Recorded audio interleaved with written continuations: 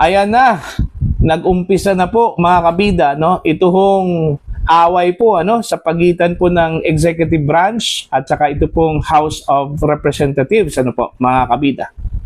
Pumalag po ngayon ito pong executive branch po mga kabida sa pamamagitan po ng opisina po ni Executive Secretary Lucas Bersamin po mga kabida.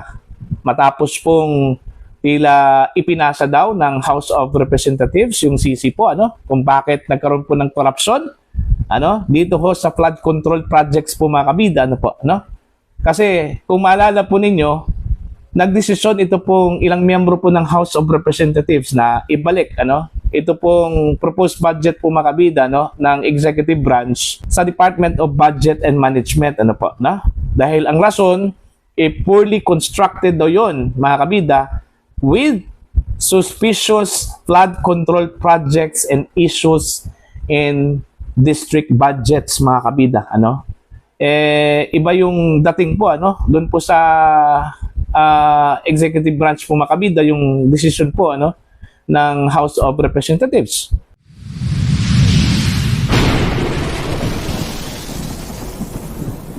Kaya nga pumalag po ito pong si Secretary Bersamin at naglabas po ng official statement po mga kabida. Eto, babasahin ko lang po ito pong official statement po mula sa Office of the Executive Secretary mga kabida. English po yung ipapakita ko po sa inyo, pero babasahin ko po mga kabida yung translation sa Tagalog po. Okay, para po maintindihan po mga kabida Eto, mariing tinututulan ng gabinete ang mga kamakailang palusot mula sa ilang miyembro ng House of Representatives na nagtatangkang ipasa ang sisi sa kanilang sariling korupsyon at pagkukulang sa sangay ng ehekutibo. Hindi papayagan ng mga miyembro ng gabinete ang anumang pag-atake sa integridad at reputasyon ng sangay ng ehekutibo at anumang pagtatangka na gawing bihag ang proseso ng budget sa pamamagitan ng politikal na palabas. Lahat ng aming investigasyon hinggil sa mga irregularidad ay magiging walang kabuluhan kung ang mga pinagmumulan ng korupsyon ay mananatiling hindi napipigil. Kaya't aming hinihikayat ang House of Representatives na tugunan ang panawagan ng mamamayan para sa ganap na pananagutan. Linisin ninyo muna ang inyong bahay. Ayon. So yun yung translated in Tagalog na official statement mula sa Office of the Executive Secretary Lucas Bersamin bilang tugon po doon po sa decision po ng House of Representatives na ibalik po ito pong proposed budget po mga kabida dahil ho sa poorly constructed at medyo nagdududa po ito pong ilang miyembro po ng House of Representatives doon po sa budget mga kabida meron pong suspicious flood control projects daw and issues doon po sa district budgets po mga kabida kaya nga pumalag ito pong executive branch para bang sinasabi po mga kabida ipinasa ito pong CC po kung bakit nagkaroon po ng corruption po ngayon kung bakit kaliwat kanan yung batikos po ng publiko po mga kabida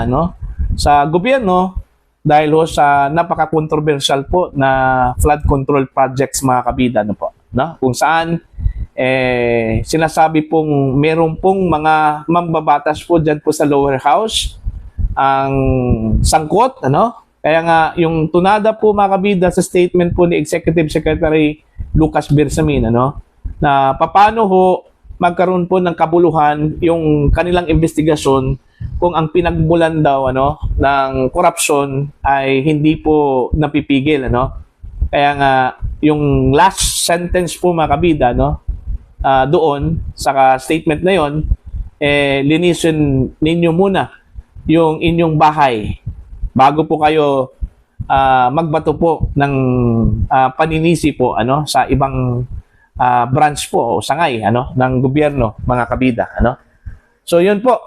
Now, Itong nangyayari po ngayon, itong umpugan po sa pagitan po ng executive at saka House of Representatives, ito na kaya yung senyales po na magkawatak-watak po mga kabida, po, ito pong administrasyon, kasi po, kung maalala po ninyo, magkaalyado po, ito pong si Speaker Martin Romualdez, hindi lang po magkaalyado, magpinsan pa po, at ito pong si Pangulong Ferdinand Bongbong Marcos po mga kabida, Okay? For the last 3 years po, nung umupo po itong si PBBM, naging katuwang po, ng Marcos admin, ito pong House of Representatives. Kaya yung mga agenda po na isinulong po ng Marcos administration, nangyari po yun mga kabida sa tulong po ng House of Representatives po, ngayon, bigla kong para bang nagkaroon po ng lamat, mga kabida, ito pong relasyon po ng executive branch at House of Representatives. Hindi po natin isali dito ang Senado, kaya nga hindi po natin ginamit yung term na Kongreso kasi hindi po kasali dito ang Senate mga kabida. Ito lang pong House of Representatives at saka executive branch po mga kabida. Now, do we expect in the coming days na meron pong banatan po after this, mga kabida, ito pong executive branch at House of Representatives, umpisa na ba ito na magkaroon po ng head-on? Ito pong dalawang branches po ng gobyerno, mga kabida. Honestly, hindi po kaya at hindi po afford ng House na kalabanin po ang executive branch po mga kabida. Paano na po ang ambisyon po ni Speaker Martin Romualdez para po sa 2028 presidential elections, kung kakalabanin po nila, ito pong executive branch, lalong-lalo na po, ito po si Pangulong Ferdinand Bongbong Marcos po mga kabida, mahirap po sa isang admin, okay, na hindi ho o walang backing mula sa presidente po ng Pilipinas, mga kabida. Alright? Whether we like it or not, kahit na po napaka-powerful po ito pong si Speaker Martin Romualdez, mga kabida, based po sa impression, ang realidad po mga kabida, mas makapangyarihan pa rin ito pong si Pangulong Marcos. Kasi andyan na po sa kanya lahat, mga kabida, all the resources. Alright? Pwede hong mag-imbestiga ito pong executive branch sa mga kongresista, mga kabida, na sangkot po dito sa corruption, at pwede po nilang i-indict yun sa pamamagitan po ng Department of Justice o di kaya Office of the Ombudsman, mga kabida. Makapangyarihan po ang executive branch kaysa dito ho sa House of Representatives po, mga kabida. Although, sinasabi po nila, in terms of budget, mas makapangyarihan daw ang House, nasa kanila daw yung power of the purse, Pero tandaan po ninyo, mga kabida, nasa executive branch, halos lahat ng mga vital na mga kapangyarihan po, okay? Kaya nga hindi po afford ng House of Representatives na kalabanin po ito pong executive branch po mga kabida, Okay, as of now. Alright? So, yun lang po. Okay? Ang sa akin lang po dito, wala talagang happy ending, Yung sinasabi po nila mga kabida, na forever, wala talagang forever. Kasi po, yun nga ito na nga nagsisisihan na po, mga kabida, nagpapasahan na po, okay, ng sisi, okay, dahil siguro, sa panig po ng House of Representatives, medyo naiipit na po sila. Kasi sila yung subject po sa investigasyon po, aside po dito sa mga contractors at ilang opisyal po ng DPWH, Kasi ilan po sa kanila pong mga miyembro po mga kabida, dinawit po mga kabida sa korupsyon. Kaya nga siguro binatikos po ngayon ng husto ito pong House of Representatives po mga kabida. Dahil sa link po ng ilang mga mambabatas doon po sa mga contractors at maging sa mga opisyal po na tiwali mga kabida dyan po sa Department of Public Works and Highways. So, umpisa lang po ito sa napakahabang telenovela, mga kabida, sa pagitan po ng executive branch at ito pong House of Representatives. Okay? So, abangan po natin yan sa susunod na mga araw. Kung ito ba ay magpapatuloy at lalala po ito, mga kabida, no? Ito pong away po nila. May nagsabi daw na drama lang daw ito, ano, mga kabida. Ito pong sinasabi pong bangayan sa pagitan po ng executive at ito pong House of Representatives po, ano?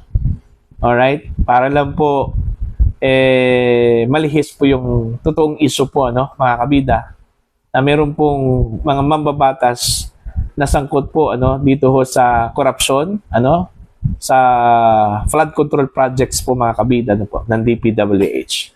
Alright? So, kayo na pong bahala po mag-isip dito, mga kabida, no? Ito pong umpisa po ng bangayan po ngayon ng House at saka ito pong executive branch, ano? Okay? Para ho sa inyong opinion at pananaw, please comment down.